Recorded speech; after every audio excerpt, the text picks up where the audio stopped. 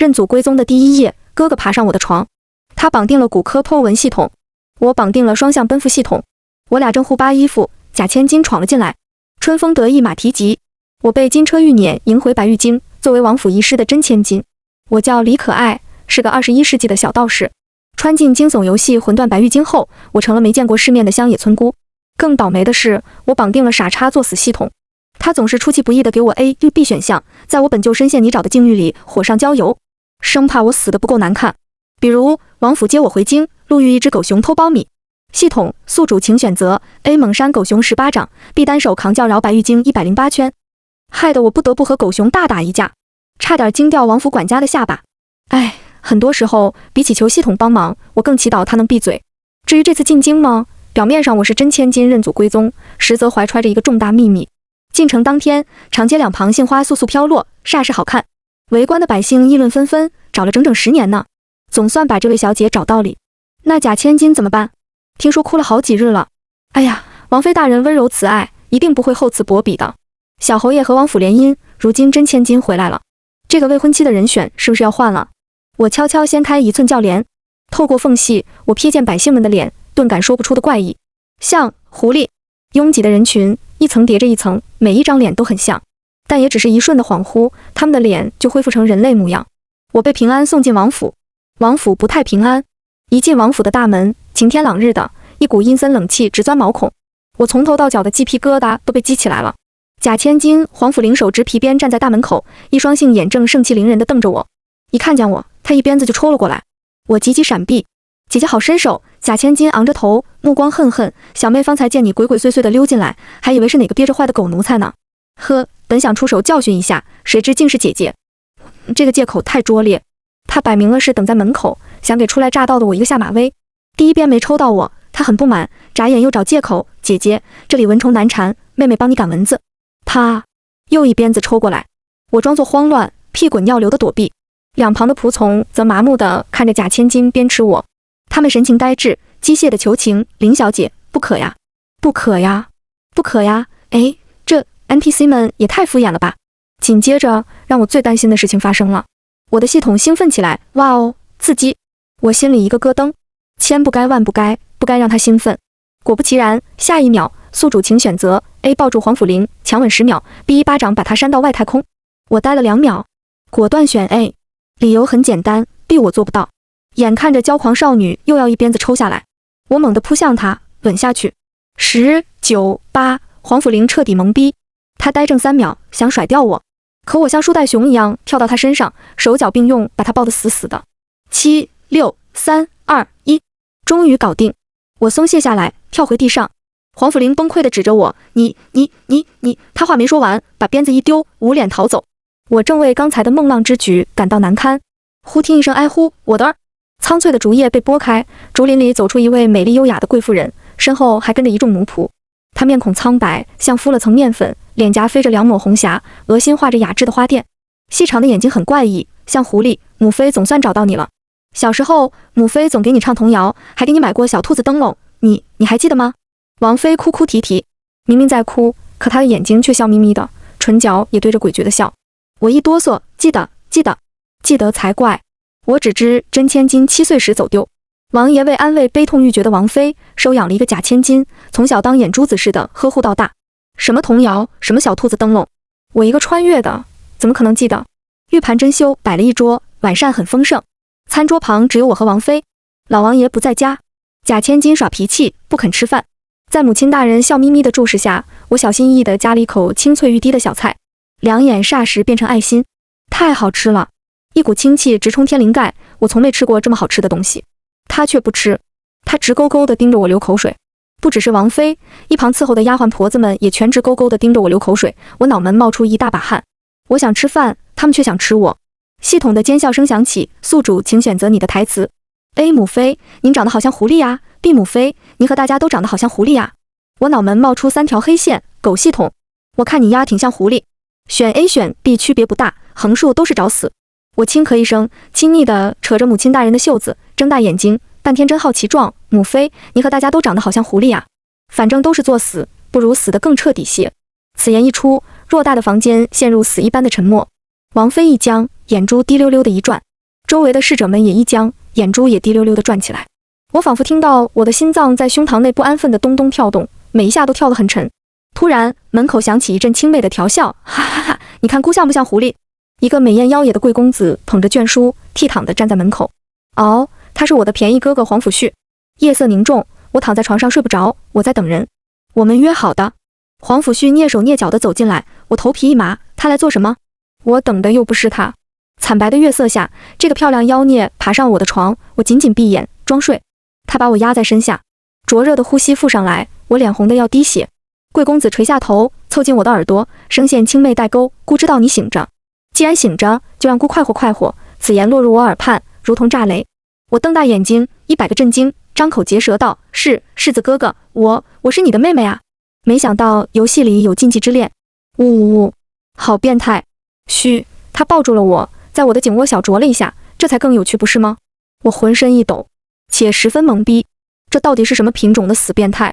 我还没从震惊中回过神，系统的尖笑声适时地响起：“宿主请选择 A 扒光他的衣服 ，B 脱光你自己的衣服。”唉，活着真难。我长叹一声，动手解他的衣衫，指尖刚触到他的金带，却被他一把按住。他问：“你干嘛？”我干嘛？我故作平静，心里已崩溃，和你双向奔赴呀。黄甫旭嫌恶地睨了我一眼，青眸冷若冰霜，轻佻。恶心。他把我狠狠一甩，甩到地上。这家伙与方才判若两人，精神分裂，双重人格，还是在演。滴滴，系统警告，请宿主速完成您的任务。不完成任务会与系统断联，我会永远被留在这个鬼地方。先不管黄甫旭为啥反复无常，他的衣服我是扒定了。我柔柔弱弱地站起身，勾唇软声道：“唐突兄长了。”说完，眼神一变，抬手凌空画符，指尖流泻出金光，一张灵气横溢的符箓飘在半空。叮！灵符拍上世子的脑门。黄甫旭被我钉在床榻上，像个木头人。你乖乖不要挣扎。我急切地上手扒他衣服，很快就好，很快就好。外衫尽落，剩下亵衣。黄甫旭惊异地盯着我，细白的面皮红得像被烧着了，一双琉璃眸死死地定在我脸上，眸中喷火，想要把我烧成灰。在狗系统的逼迫下，剧情逐渐走向猥琐。可我有什么办法？我心脏狂跳，闭上眼睛，颤抖着手去解他的亵衣。当指尖触到他结实的小腹时，手像被啄了一下。呜，我不干净了。显然他也是这么想的。李可爱，你杀了我吧。我闭着眼，瑟瑟发抖地说：就算杀了你，也得先把你脱光才行。黄甫旭，砰！在这个关键时刻，房门被撞开了，黄甫林出现在门口。我约的就是他。贾千金看见室内的香艳场景，懵逼一瞬。他看看我，看看黄甫旭，接着3步并作2步来到床榻前，一掌敲晕了黄甫旭，帮我扒光了他的衣服。我用紧被把一丝不挂的世子殿下结结实实地罩住。黄甫林捂嘴窃笑：“你的系统还是这么离谱。”我逃出一劫，猛灌一口凉茶，回道：“你的也好不到哪儿去。”他绑定的是雌竞系统，但凡遇到个女的，都要出手 PK。甭说人类了，就算路过个母癞蛤蟆，他都得逮住人问一句：“无语堂中蛤蟆，孰美？”贾千金掏出一个青瓷瓶，开始扒我衣服：“我给你带了药，快让我看看伤口。”今天他抽过我一鞭子。我拨开他的手：“你下手不重，要是再来晚点，伤口都快看不见了。”黄甫林一屁股坐在地上，一把抱住我的大腿：“李可爱，你可一定要救我。事成之后，我把整个王府送你都行。”没错，其实我也不是真千金，我是被他雇来的。这1年来，整个王府乃至整个白玉京的人都变得古怪可怖，他们慢慢的长得越来越像狐狸，就像生了一场胡化的热病，各种原因难以明辨。黄甫林穿越过来后，发现老王爷行为鬼祟，几番跟踪，竟在父亲大人的房间里找到一条通往地下的密道。老王爷每隔10天就要下一次密道。这2个月，黄甫林惊愕地发现他自己的身上也有了胡化的征兆，对镜梳妆时偶尔晃神，竟看见铜镜中隐约映照出一张狐狸的脸。知道不可再拖，黄甫林去玄都关求助，遇到了同为穿越者的我。那我该以什么身份进入王府呢？这些年来，王妃一直惦记着寻找自己的亲生女儿。黄甫林提出一个计策，由我扮成真千金，入住永宁王府。他伪造认亲的信物，谎称真千金在杏花村，我则扮成村姑，在杏花村等王府的人来接我。截止到目前，计划进行得很顺利。你们床上的黄甫旭骤然开口，他竟然没晕。他偷听了我们的谈话。阿玲伸手就要再劈一掌，出招很辣，奔着消灭他去的。等等，世子急道，我也是穿越者。我和阿玲对视一眼，齐齐震惊，但也存了一丝怀疑。黄甫旭轻咳一声，喂，我可是相信你们才和你们交底的。我考验他，你最喜欢听谁的歌？周琛。喜欢的女明星是谁？他冷嗤一声，谁喜欢女明星啊？女明星倒追我还差不多。眼看着阿玲又要一掌劈下来，他赶紧改口，琉璃英。阿玲不放心，跟着问喜欢逛什么 app？ 黄甫旭飞快地答道，直呼。竟然真的是个穿越者。联想到他之前的梦浪行为，我眼皮直跳。你绑定的该不会是破文系统吧？世子殿下眼眶一热，哽咽道，骨科破文系统。一听这话，我和阿玲齐齐后退2步。你们以为我愿意？他眸中含泪，哭出2条瀑布。我好歹也是纵横集团的总裁，脸面不要了，和你们玩竞技 play？ 我可是清清白白的处男呢。这家伙还有泪失禁的毛病。我俩，难怪我看这张妖孽的脸有点眼熟。以前在财经杂志上看到过他，21岁的冷傲总裁，常春藤医学博士毕业，眼高于顶，一众女明星攀附的对象，却被骨科破文捆绑，为了活命不得不演戏。一时间说不清我们仨谁更惨。我们3个暂时达成同盟，不过我并不完全信任他们2个。未经过验证的同伴关系，在这种危机四伏之地，远谈不上可靠。翌日，永宁王爷回来了，据说还带回来个俊美孤傲的少年贵人。他2人穿过杏园时，我遥遥地瞥了一眼。少年身着一袭火焰似的红衣，白玉冠竖起高马尾，像是半空烧着了的云霞。仅仅一个侧颜，就漂亮的像明星画报上的剪影。他是黄甫龄的未婚夫，长乐侯乐流云。老王爷要见我，我这个冒牌货要想顺利留下来，还得过他那一关。在回廊里一路徐行，来到正厅，屋里人很齐全，王爷、王妃、黄甫龄和黄甫旭俱在。问父亲安。进门后，我乖巧地做了个万福。一抬头，正对上老狐狸锐利的目光，深邃、狡诈，暗藏凶煞气。他盯着我，仔细打量，带着严峻的审视，像在从我身上辨认他自己的影子，辨认我有几分可能是他的亲生女儿。跪下！他突然厉声道。我扑通跪地，眼角被吓出2滴泪，把一个软弱胆小的村姑演得惟妙惟肖。父亲！老王爷一把把我拽起来，傻孩子，姑不是说你。父亲的目光杀向黄甫龄，姑说的是你，灵儿，为父对你太失望了。你怎么能拿鞭子欺负姐姐呢？首先不能欺负姐姐，其次不该拿鞭子乱抽，你知不知道鞭子抽在身上很痛的？老狐狸絮絮叨叨地骂了黄甫龄半个时辰，我在一旁都听饿了，心猿意马地畅想一会儿的午膳。系统突然跳出来，哇咔咔，宿主请跪下说出你的台词。A 父亲，我想嫁给长乐侯。B 父亲，我想嫁给黄甫旭。超天杀的系统！选 A 是抢夺妹妹的未婚夫，家门不幸。选胡或白玉京 BDO 22B 是悖逆人伦，家门不幸。我在脑中骂人，系统，你个混蛋，我要杀了你。系统笑嘻嘻道，哎呀，请不要再赞美人家了，好期待你的表演哦。Action！ 扑通，我跪倒在永宁王面前，把他吓了一跳。所有人的目光齐刷刷地落到我身上。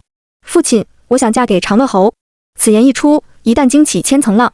王妃嘴角抽搐，但狐狸脸上努力维持着诡谲的微笑。所有仆从跟他同步，一边嘴角抽抽，一边维持微笑。扑通，黄甫旭忽然跪了下来，他左脸真挚，右脸羞耻的疾呼：父亲，我想娶李可爱为妻。疯了疯了！我懵逼的偷瞄他一眼，他的骨科系统这个时候捣什么乱？王妃惊愕万分，浑身都在轻微的颤抖，笑得僵硬又难看，但仍努力保持着贵族的体面。哗啦啦，黄甫龄掀翻了茶桌，他两眼冒火，满地打滚。我不活了，不活了！你们所有人都偏心李可爱，我不服！我要同时嫁给小侯爷和世子哥哥。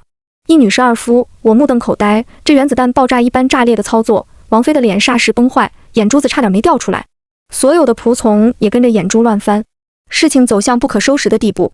这时门口突然响起嘲弄声，永宁王府还真是热闹，让本侯好生开眼。氤氲的失雾中，小侯爷一袭红衣，好整以暇地站在门口。我第一次看清了他，高挑挺拔，五官精致，凤眼清灵，眉心一点朱砂，玉骨扇轻摇，既有少年人的放肆张扬，又有天神般的金贵清傲。月上柳梢头，永宁王府丢人现眼的一天结束。阿玲和阿旭作为不孝子孙被罚跪祠堂，而我，可恶，我竟然实现了愿望。如果嫁给长乐侯也算我的愿望的话，呵呵。作为王府的真千金和侯府的联姻落到了我的脑袋上，门口那个嘲讽怪成了我的未婚夫婿。3日后大婚，老王爷如是宣布。此话一出，一切犹如被按了加速键，丫鬟仆役匆匆忙忙地张罗起来，一时间王府内张灯结彩。只是喜庆之上笼罩着诡谲，大红喜字，血红嫁衣，滴泪的红烛，铺天盖地的红灯笼，王府仿佛被披上一层暗红色的滤镜，构成瘆人的中式恐怖。另外，胡话也越来越严重，除了我和阿旭、阿玲以及那个所谓的未婚夫，整个王府的人都顶着一张阴恻恻的狐狸脸。忙乱往往让人有可乘之机。我潜入了老王爷的书房，挪转花瓶，打开了密室。门里黑漆漆的，隐约听到怪异的尖叫、呓语、哭泣和狞笑，里面幽森、混沌、危险，处处透着不祥。我有一瞬犹疑，就这样进去，不会挂掉吧？就在我踌躇之际，书房外传来沉重的脚步声，是老狐狸回来了。再犹豫不得，我急匆匆地钻进密室，关上暗门，彻底被黑暗吞没。离诀，火灯笼。我念动咒诀，一只红彤彤的灯笼凭空出现，不需我手持，它悬浮在我身侧，自动为我照明。我小心翼翼地沿着唯一的石道，在古怪的呓语声中向里面缓缓行去。借着灯光，我看到面前的石壁上画着白玉京的缩略图，一个巨大的弧影自都城后探出，9条尾巴像擎天柱，腰舞着笼罩了整座城市。一幅接一幅的，我沿袭着石道两旁的壁画，连起来是关于狐祸的传说。3000年前，九尾狐祸乱白玉京，将所有的人类变成了他的奴隶。他一天吃10个人类，百姓生活在恐惧和绝望之中。英勇的皇甫氏出现，拔出神兵伏羲剑，最终杀死了九尾，剥了他的皮挂在城头示众，封印了他的魂魄在地下祭坛。旧皇已死，皇甫氏被拥戴成新皇，开启了大夏王朝。看完壁画，我心中稍有眉目，这次的狐化之病，许是九尾的魂魄冲出封印，再次作乱。而皇甫家族曾诛杀九尾，还剥过他的皮，遭他记恨，成了重点复仇对象。有些奇怪的是，伏羲剑的壁画颜料很新，像被修缮过。我正专心致志地研读着，脑后突然传来一道阴冷的声音：糟糕，秘密被你发现了。瞬间，我脑后窜起一股冷气，浑身发麻，恐惧直冲天灵盖。我猛地回头，正对上老王爷阴沉诡异的狐狸脸，他那双森幽的眼珠像2盏阴鬼火。啊！我后撤半步，可不等我出招，下一秒，老狐狸轰然倒地。小侯爷优雅地拍拍手，自不远处的暗影中出现。他嘲讽地睨了我一眼，被跟踪了都没发觉。身手这么差，真不敢相信你是白玉京最后的希望。我是白玉京最后的希望。见我一脸懵逼，乐流云扶额叹息，你是皇甫王族唯一一个没被感染的人，只有你能拔出伏羲剑。虽然你只是个愚蠢懦弱、没见过世面的乡野村姑，他蹙眉审视着我，但你也该明白事情的严重性吧？我哽住，不明白问题严重性的是他。我根本就不是真千金，不是皇甫王族啊！只有皇甫氏才能拔出石中剑，只有皇甫氏才能拯救白玉京。很好，白玉京完蛋了。虽然他帮我击昏了老狐狸，但我不打算和他交底。相反，我试图从他口中套话啊，这样吗？可我只是个弱小无助的村姑，我哪有力气拔出那个伏羲剑？小侯爷一脸恼火，白玉京就要毁在你这种笨蛋的手里啦。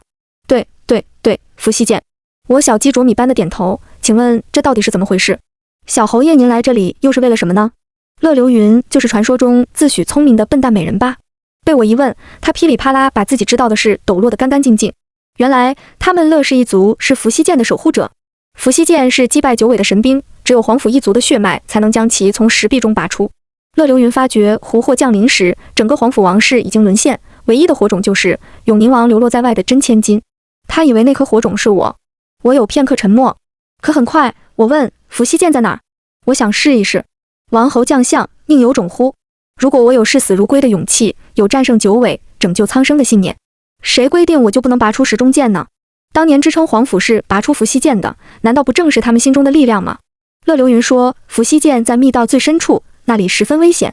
在确认我想继续走下去后，他桀骜的神情略微松动，眼中竟流泻出一丝敬佩之意。击败凶兽，躲过暗器，在他的保护下，我们一路行得还算顺利。越往深处走去，呓语声越响，我的脑子渐渐混沌起来。我听到深情的呼唤，隐秘的童谣，殷切的嘱托和绝望的警告。孩子，亲爱的孩子，拉长弓，射金箭，捉九尾，平狐患。只有你能救白玉京，快逃！活下去！我揉揉发酸的太阳穴，差点摔倒。少年扶住我，一脸担忧，你没事吧？你听到了吗？我问。那些声音？乐流云四处张望，迷茫道，我不懂你在说什么。随即他指向遥远的幽冥，这个密道的终点是地下祭坛，是皇甫王族为封印九尾之魂修建的地下宫殿。这是皇甫王族修建的密道，这些呓语来自皇甫一族的祖先。他听不到，为什么我却可以？一些遥远的被忘却的记忆，雪片般的席卷了我。我想起母妃带我哼唱童谣，想起她给我买漂亮的小兔子灯笼，想起父王抱着我，教幼小的我搭弓射箭。为什么我会有这些记忆？我捂住疼痛的脑壳，试图重新捋顺全部线索。忽然醍醐灌顶，我是真千金，我来白玉京是个圈套。九尾的宿敌是皇甫一族，只有传染或者杀死最后一个流淌着皇府血脉的人，他才能高枕无忧。在整个白玉京都沦陷的情况下，唯一一个还没有被感染的人是永宁王府流落民间的真千金。如果你是九尾，你要怎么做？自然是引他来白玉京，瓮中捉鳖。原来我是真千金。引我来白玉京的是皇府陵。密道的尽头是一个旷大的白玉宫殿，左有一个足球场大，9层楼高，白玉为壁，琉璃为瓦，明珠做灯，仪式仙渺。室内有一座高高的白玉祭坛，另有一灵池，流淌着潺潺的清水，水中火红色的神石上插着一柄剑，穹顶是洞开的，抬头能遥望见黑漆漆的夜空和满天星河。高高的白玉祭坛上站着一个身穿红嫁衣的少女，她身段窈窕，却有着一张毛茸茸的狐狸脸。在她的身后耸立着4个玉柱，其中3个上面绑着永宁王、王妃和皇府婿，3人瞳孔呆滞，像中了迷障。连密道里昏倒的老狐狸都先我们一步被拐到这里，九尾还真是有手段。亲爱的，少女直勾勾地盯着我，捂嘴痴痴笑起来。有一个位置是留给你的哦。阿玲，我仰望着她，竟然真的是你。皇府灵摇摇手指，奚落我，李可爱，你真是个天大的傻瓜。既已猜出是我，为何还要自投罗网呢？他傲慢的一拂袖，你们皇府氏的神话已结束，我先杀了你，再嫁给小侯爷，属于我九尾的故事才刚刚开始。乐流云将我护在身后，他悄声指引道，灵池神石里插着的就是伏羲剑，快拔出它，斩杀九尾。好，我一边附和，一边凌空画符，指尖金光流泻。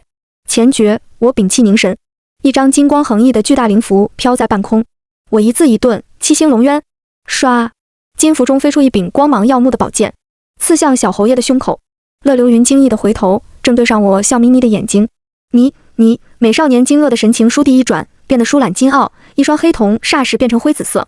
他勾唇玩笑，你是怎么猜到的？乐流云才是真正的九尾，阿玲只是中了迷障。在他向我袒露他是伏羲剑守护者的时候，我并未起疑，直到听到那段童谣，我才开始怀疑他。拉长弓，射金箭，捉九尾，平胡患。童谣里指明制服九尾的是弓箭，并未提到伏羲剑。入口的壁画上，伏羲剑的部分有修缮重绘的痕迹，我本就觉得古怪，听到童谣后立即意识到壁画被篡改了，原本画的应是弓和箭，不是什么伏羲剑。这样一来，自称是伏羲剑守护的乐流云嫌疑大了起来。他真正的目的是让我击杀阿玲，让我以为自己击败了九尾。他在与我依约成婚，好把皇府一族最后的血脉玩弄于股掌之间。当你杀害了自己的父母、兄弟、姊妹，又为真正的仇家生了孩子，美少年眸光潋滟，笑得玩味，那时的你若知道真相，会作何表情呢？真是个恶劣的混蛋。他站在光影下，周身笼着一层神圣的光晕，影子头照在白玉墙上，赫然是一只巨大无比的狐狸，九尾像飘逸的长铃般舞动。他不再隐藏，并且完全不把我放在眼里。而阿玲，昨夜我去探望了被罚跪祠堂的阿玲和阿旭，发觉他们的行动变得迟缓，眼神偶有迷惘之象，担心他们被九尾控制。我们做了一个约定，我们拥有同一个故乡，穿越前的世界。我们以故乡里的东西作为记忆锚点，让他们不要忘记自己，不要深陷迷障。阿玲、阿旭，我一边凌空画符与九尾斗法，一边潇洒高吟，赵克曼胡鹰，吴钩霜雪鸣，银鞍照白马，飒沓如流星。十不杀一人，千里不留行。试了符衣去，深藏功与名。我们3个都喜欢李太白。夜半祠堂中，我们也曾豪气举杯，相约一起制狐祸。救玉京。在我的一声声吟诵声中，阿玲和阿旭的目光逐渐清明。阿玲为祭坛上的3人松绑，就出了父王、母妃和阿旭，可我却支撑不住了。九尾狐是上古神奇，远非普通邪魔可比。纵然我在伏梦宗超级能打，纵然连师尊都被我打掉2颗大牙，却实在不是九尾的对手。不论我在他身上刺出多少窟窿，他都能极快的愈合，我却鲜血淋漓，气力耗消。也许想要战胜他，真的需要借助神兵，必须找到童谣中的神弓和神箭。我被打得狠狠撞到石壁上，喷出一口鲜血。阿旭飞奔过来把我抱起，阿玲也握着鞭子挡在我身前。怎么办？我苦笑，血顺着唇角流下，这次好像没那么幸运了。忽的一阵撼天动地的轰声响起，可儿、灵儿、旭儿、桃。母妃站在祭坛上冲我们疾呼，她哭得泪眼婆娑，娇柔的身躯拼尽全力拉拽着一根巨大的石锁。孩子们快逃！父王眼中蓄泪，一边吃力地猛拽石锁，一边高呼，我们已降下千岁门，他追不上你们的。只要父王和你母妃还活一刻，就定会护你们一刻。孩子们逃！巨大无匹的石门轰然下落，将我们3个与九尾隔开，与危险隔开。隐约间，在巨门触地的最后一瞬，我看见九尾暴怒之下，飞两尾狠狠刺向王爷和王妃的心脏，欲置他们于死地。他们却并未躲闪，而是凝望着我们离开的方向，泪眸中一片拳拳爱子之情。轰！石门关闭，他们的惨死成为必然，几乎让人想到九尾剖出他们的心脏的凄厉景象。不，我们三个哭成了泪人，眼泪救不了我们，眼泪也救不了王爷王妃，救不了白玉京。我们三个获救后，强行收拾悲痛的心情，匆匆逃出密道，返回王府。想制服九尾，就得找到神弓和神箭。我分享从童谣中得到的消息。阿旭一边为我治伤，一边恍然大悟，你说的是后羿射日弓和金簇箭。他穿越过来后，也发觉了狐化怪病，查阅了大量古籍。皇甫胥非常笃定，去搜搜你的嫁妆。古籍记载，皇甫氏在嫁女时会放入护佑之物。从刚才父王和母妃的举动来看，他们虽被迷惑，却也偶有清醒的时候。母妃也许已筹谋好，我们避开来来往往的仆从，潜入我的婚房。很快，在母妃为我准备的嫁妆里，发现了一只陈旧的小兔子灯笼。阿玲眼尖，捕捉到兔子眼睛有古怪。我翻开兔子的双眼，取出2张金笺，射日弓就在我的床榻下，而金簇箭，金笺上写着金簇箭来自你心中的力量。我抚摸着后羿射日弓，耳畔回想着那日我刚入王府时，王妃拉着我泣诉的话。她说：“母妃总算找到你了。小时候，母妃总给你唱童谣，还给你买过小兔子灯笼，你还记得吗？”童谣和小兔子灯笼，原来早在那个时候，母亲就在努力冲破九尾的迷障，试图告诉我如何活下去。我的眼中蓄满泪水，我一定不负嘱托，我一定能战胜九尾。叮，系统提示音骤然响起，我心中一紧，糟糕！系统语调肃穆，宿主请选择 A， 原地转3圈，说我是饭桶。我果然又来添乱。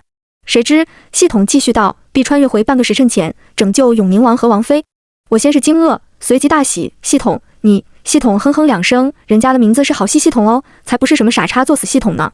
别以为我不知道你心里怎么想我的，哼，快去吧，爱哭鬼。我捏诀召唤仙鹤引，清脆的鹤鸣划破夜空，一只巨大的仙鹤自虚空中冲出。仙鹤收翅俯首，温顺地跪在我身前。阿旭呆若木鸡，这是你的坐骑？阿玲两眼放光，卧槽，好帅！我纵身跃上鹤背，握紧神弓，目光如炬。系统，我选 B。轰隆，前穗门轰然落地。九尾狐见我们逃脱了，暴怒的两尾飞起，杀向王爷和王妃。就在的2条长尾即将洞穿他们的胸膛之际，2道1米高的灵符凭空出现，挡住了他的攻击。伴随着一声清越的鹤鸣，我骑着鹤翎，手握长弓，破空而出，宛若神兵天降。父王、母妃、阿玲和阿旭敏捷利落地从鹤背上跳下，分别护住祭坛上的双亲。老王爷从视死如归变成一脸懵逼，他茫然地指指我们，又指指厚重的前穗门。你们3个不是刚刚？我理解他的迷茫，他才刚把我们仨送走。母妃一边哭一边捶打阿旭，混小子，你们怎么又回来了？呜呜呜，哭着哭着发觉不对，他猛地抬头，泪眼朦胧道：等等，你们是怎么回来的？巨大的白玉室内，美少年怒意尽退，他站在池水旁，摇着玉骨扇，颔首笑望着祭坛上的我们，似乎对我们的归来既惊讶又满意。接着他彻底化为狐狸形态，向我们一步步逼近，每靠近一步，他都更高大1分，直到变得和白玉祭坛一样雄壮高大，高大到一个指头就能将我捏死。这就是上古神奇的身量吗？九尾狐微微扬头，周身散发着不可忽视的威压，几乎让人想匍匐跪地。这就是上古神奇的力量吗？我一步不曾退缩。他低头审视着我，琉璃似的眸子似笑非笑，嗓音清媚，像来自天际。我赞美你的勇气，却不得不嘲笑你的愚蠢。即便我手握神弓，他却仍没把我放在眼里。少女，你的剑在哪里？九尾狐神朝问。我昂首，用尽全力拉满弓，瞄准他的眉心，在我的心中。他不屑地偏偏头，抬起爪子，笑得上气不接下气。姑让你3箭，你尽管射来，姑绝不躲。之后，你将死于你的不自量力。我屏气凝神，回敬道：无需3箭，1箭即可。之后，你将死于你的狂妄自大。见他轻敌，我悄然运转周身之气，金色的气凝于我的指尖，化为一柄流光溢彩的金簇剑。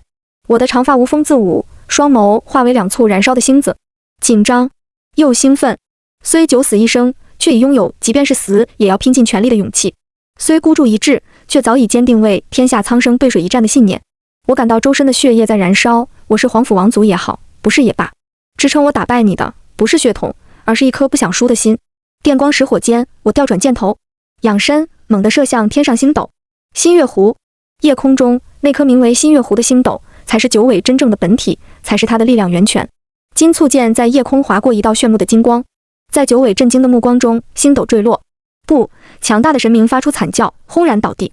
墙壁上，神明张牙舞爪的黑影化为一缕青烟。中，白玉京狐祸解除，一切重归宁静祥和。因为射落星斗，我成了大夏国新的传说，被史官深深夸了一笔。奇怪的是，虽平息了九尾狐制造的灾难，我们仨却并未顺利穿越回去。系统则是一问一个耍赖，人家什么时候说过解决了狐祸就能穿越回去？我们3个倒霉蛋只好暂且留在这里。正值盛夏，午后的蝉鸣声热热闹闹。阿玲兴高采烈地捞出井水里的西瓜，切开2半，瓤红皮绿，新鲜的不得了。阿旭靠在凉亭里的藤椅上，盖了卷书在脸上，睡得正香。多亏阿旭爱读书，我一边吃瓜，一边由衷赞叹，若不是他在古籍中读到新月狐才是九尾的真身，咱们现在都成了狐狸的腹中餐了，哪里还能搁着吃西瓜？讨厌夏天，阿玲吃得满嘴流汁。太阳毒，蝉声吵，还不等他说完，蝉鸣书地停了，风也停了，时间像忽然静止。接着，日晷像疯了似的转动起来，眨眼，凛冬已至，大团的雪花鹅毛似的落下，天寒地冻。阿玲，你是什么品种的乌鸦嘴？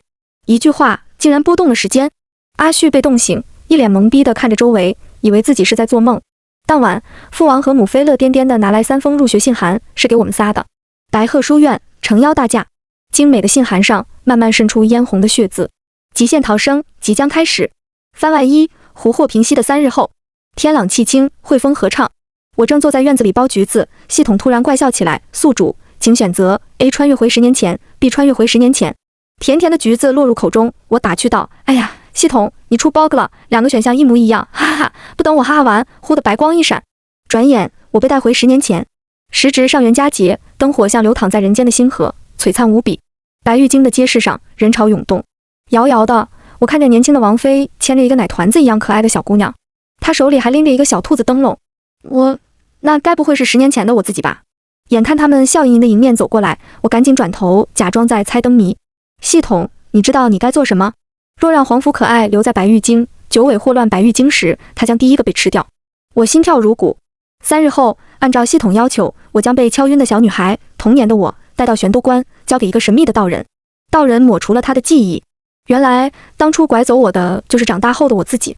一切都是为了保留火种，为了在狐祸降临白玉京时，幸存的火种能逃脱感染，站出来就是。看着沉睡中的小女孩，我轻声道：你就是火种。番外2：夜凉如水。看着封印在琉璃瓶中的一缕狐魂，我心里痒痒的。想好措辞后，我笑眯眯地循循善诱，做我的使徒，好不好？你将闭嘴！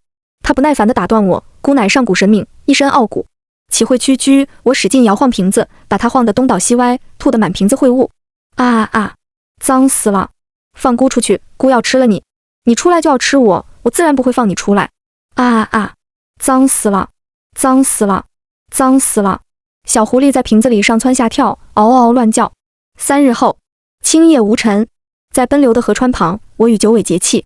金光明耀的阵法中，巨大的白狐伏地，九尾舞动，如搅动天地的混天绫。他与我歃血盟誓，尊我为主。好耶！以后可以骑狐狸遛弯了。谁都不知道，最终折断九尾一身傲骨的是他的洁癖。